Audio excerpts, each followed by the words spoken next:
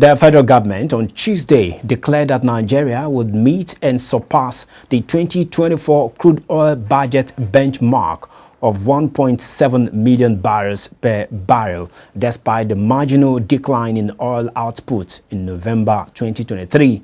Latest figures released by the Nigerian Upstream Petroleum Regulatory Commission on Tuesday showed that the country's crude oil production, excluding condensates, dropped to 1.25 million barrels per day last month.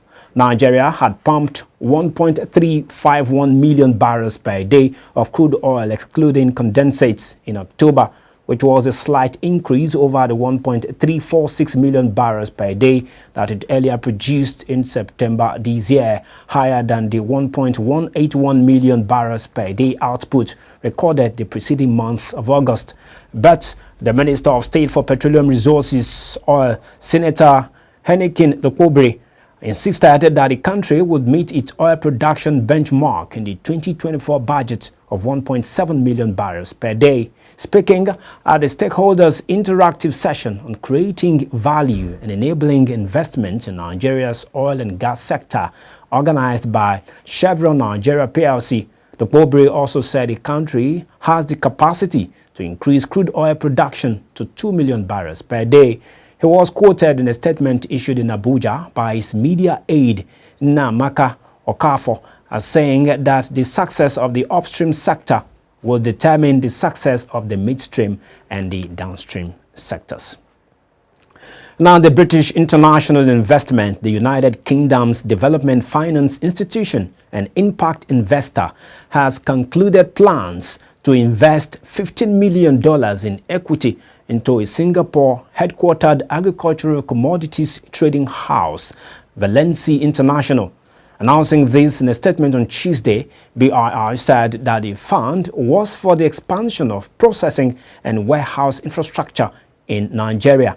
According to the organization, the transaction is subject to regulatory approval and is expected to close in early 2024. The firm said in addition to its commitment of $15 million, BII has the option to invest a further $35 million in equity into Valency within 2 years of completion of its initial investment.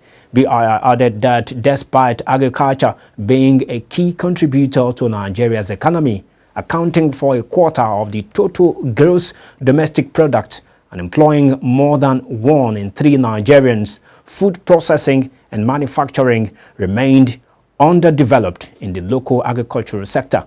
Speaking on the investment, the UK Deputy High Commissioner Johnny Baxter said, and I quote, "The UK's sustainable agriculture work in Nigeria helps to not only mitigate greenhouse gas emissions and adapt to a changing climate, but strengthens livelihoods and improves nutrition, supporting food security and poverty alleviation."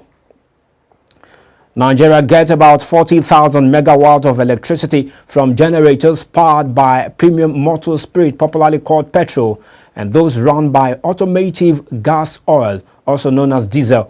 The federal government declared this on Tuesday at the Ministerial Summit on Integrated National Electricity Policy and Strategic Implementation Plan, while examining the key challenges to Nigeria's electricity reliability through the prism of governance, adherence to rules, contracts, and finance.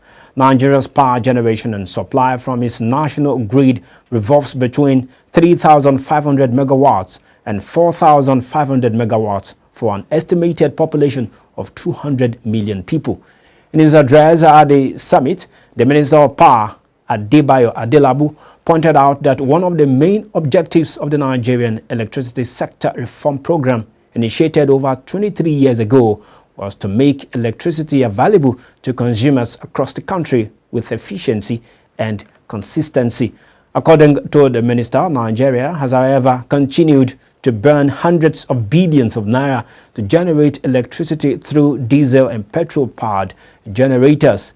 He stated that electricity consumption per capita in Nigeria was at 140 kilowatt per hour in 2021, relatively low in comparison to neighboring countries and almost 3 times lower than the average for sub-Saharan Africa.